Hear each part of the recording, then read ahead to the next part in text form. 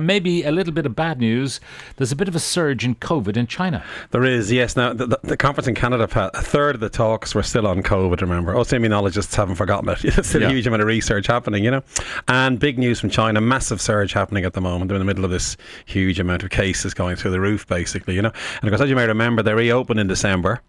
And then that was a pretty unvaccinated population, maybe 50-60% vaccination, spread like wildfire all through China. They reckon 85% of the people of China got infected within a couple of months kind of time frame, simply because it spread like wildfire.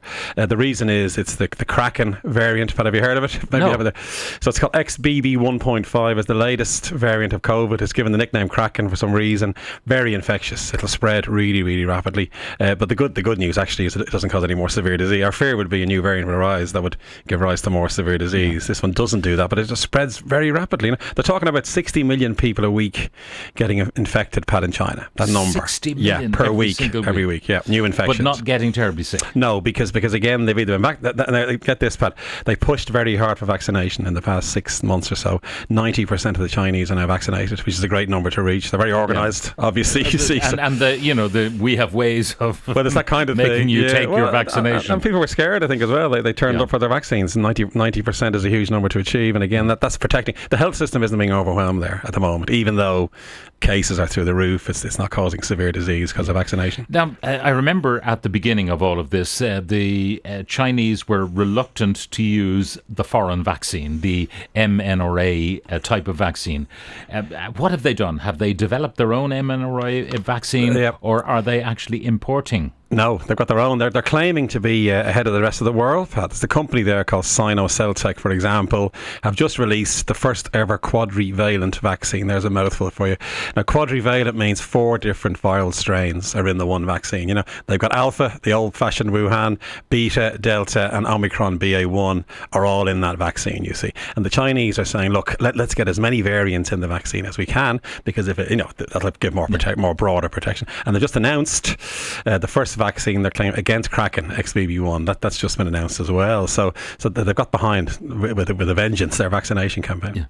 Now, how quickly can the Pfizers and the Modernas adjust their vaccines? I've just had the latest booster, and then there's talk of another booster, the autumn booster, that everyone will be offered. This was only offered for certain cohorts, but everyone will be offered the autumn booster. How quickly can they build in these new variants? This is the beauty of it, very fast, because it's based on this thing called RNA. You can make the recipe for the spike of the virus with RNA technology chemically very quickly. It's a question of months now to go from scratch to get a brand new vaccine, you see. And in America now, they're pressing to make one against Kraken. So you'll see now, I bet you'll see by the autumn, XBB1 will be available as part of the vaccine. At the moment, it's a bivalent vaccine, by the way, which is Alpha and Omicron. But I bet by the autumn time there'll be XBB1 because it's so quick to make them, you see. Looking back on it, I mean, Alpha was the first surge. I remember we were worried about Delta as well. I can't really remember how worried we were about Beta. But which of the 4 that you've mentioned there, Omicron and all its variants, was the most virulent? Yeah, well, I guess the earliest ones were dangerous because there was no immunity. It's hard to judge, Pat, because once immunity builds up, you see, you have protection now against multiple variants. But early on, of course, there's very little protection, hence the massive death rate and cases go through the roof, But certainly Omicron was weaker. That was when we saw, remember, it was December, I never forget I think it was December 2021 when Omicron appears, and we were all terrified. This could be the nasty one. Luckily, it was less disease causing, less pathogenic, you see. And XBB1 seems to be similar, Now, it could be because of immunity has built up and therefore you have some protection against it. But so far, a very nasty strain hasn't emerged, thankfully. Now, people talk about the virus as if it had a brain, as if it's saying, well, I need to spread myself, therefore I'll do what I have to do. That's not the way it actually works. Totally random. Totally random. And the worry in China, Pat, is all these people getting infected, every time the virus makes a copy of itself, it makes a mistake. Strangely, all life is like that. Every time you copy DNA, a mistake goes in, and there's the risk of a new variant then that might be nastier. So the Chinese are saying we're keeping a very close eye on the emergence of any new variant. It'll first appear probably in hospitals because cases will go up because it's causing more severe disease, and then they do genomic surveillance, which they look at the whole sequence of the virus, and they realise, this one could be a bit more troublesome. So at the moment, there's a lot of surveillance happening. Now, given the population of China, so many people, so many bits of virus replicating itself. Exactly. What gives a virus and a variant on a virus the ability to survive? Yeah, well, again, the viruses, they haven't got a brain, you know what I mean? So all they want to do is divide and divide and divide and spread. Now, some spread very rapidly, some spread more slowly, you know, so it's a strange business. But every time you roll the dice, there's a risk of a new variant. And you can imagine 65 million people a week getting infected. That increases the chance then even more of a new variant emerging. Now, of course, again, the vaccines are the answer because they stop it. You know, they lower the whole replication process, and that's why they're massively vaccinating to try and prevent a new variant.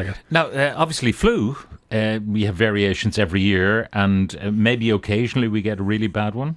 That's right. Yeah, again, exactly, and that's can be very dangerous. Flu is a bit different. You get mixing of different strains and mixing and matching. In the case of COVID, it's just this mistake in the copying mechanism. So it's a bit less likely, actually, you're going to get a nasty one in a sense compared to flu. But even still, unknowns abound here. You could get hybrid viruses. Two could mix and mingle, generate a new one, and that's very much in people's minds as well. Many people know people who've had COVID once, twice, 3 times, 4 times. Many people may have had COVID and not even known they had COVID. I remember testing myself when I had COVID. I had it once, as far as I know, throughout the whole pandemic. I was fatigued for 2 days, but that was about the height of it. So the question is, are people not bothering maybe with vaccines, even though they're entitled to have one, and therefore may end up with long COVID? That's the big worry. Now the thing is, reinfection is a reality. So the vaccines are giving protection against severe disease, but they aren't that good at stopping infection, you see. But once you're infected, if you're vaccinated, it won't progress into severe disease. That's the first thing to say. But sadly, many people go on to develop long COVID. And that's the big concern now, actually, of all, because there's many people debilitated, huge numbers. And yesterday I met Seamus Donnelly, a colleague of mine at Trinity. He runs the long COVID centre in Tala Hospital. He's got 2,500 people in his clinic, that huge number. So you can imagine how overwhelming this is. Not much can be offered. I mean, they can give them a certain amount of advice, you know, and try and help them. But he said to me loud and clear yesterday, Pat, there's evidence the vaccines decrease the risk of long COVID. So there's 2 reasons to take the vaccine now. One is to stop dying, you know, in severe disease. But secondly, the chance of long COVID is lessened if you take a booster, basically, you know. And the cry goes out, but everybody over 70, there's a big campaign, should turn up for their booster. Not just because of the risk of severe disease, but also a decreased risk of long COVID. And that's what you and I know people, very severe symptoms in some people. They reckon 1 in 10 still have severe symptoms, fatigue, brain fog, you know, muscle aches, people in bed all day, this kind of thing, you know. So it's a very serious consequence of this disease. And finally, Luke, we talked before earlier in the year about nasal vaccination, things like that would actually hit the thing where it actually comes into your system, in your nose or the back of your throat. Where are we on those delivery systems? Well, at the meeting I was at in Washington DC, actually, Pat, this is 3 weeks ago, it was the big American Immunology Congress. I went to a session and there must be at least 50 vaccines being tested now, new ones, right? One speaker, Barry Palendrin, he's actually a friend of mine, he's got 3 vaccines in development, and you wouldn't believe it, it's every which way. Intranasal, old-fashioned vaccines, by the way, but the live attenuated form, that's showing great promise as well. So in other words, the effort to make a really powerful vaccine is proceeding anyway, you know, and I suspect in the coming months we'll end up with even better vaccines as time goes by. One text here: we currently have COVID in our house. It's spread like wildfire. We're all vaccinated. All have different symptoms. 2 kids had vomiting and diarrhea. 1 child has an awful croup type cough. 2 of us have aches and pains all over our bodies and high temperatures. Incredible. That's absolutely true. I mean, what happens there, by the way, is the dose goes in, can be different between people, different genetics, remember, even though they're all in the one family, they'll have slightly different genes, you know, and the outcome can be subtly different between them. Isn't that amazing? I mean, that's not unusual to see those differences. Well, we'll remember those words that Jerry Adams had about the IRA. We'll use it about COVID. It hasn't gone away, exactly, you know. And get your booster is the continuing message that we have. Luke O'Neill, Professor of Biochemistry at Trinity College in Dublin, thank you very much.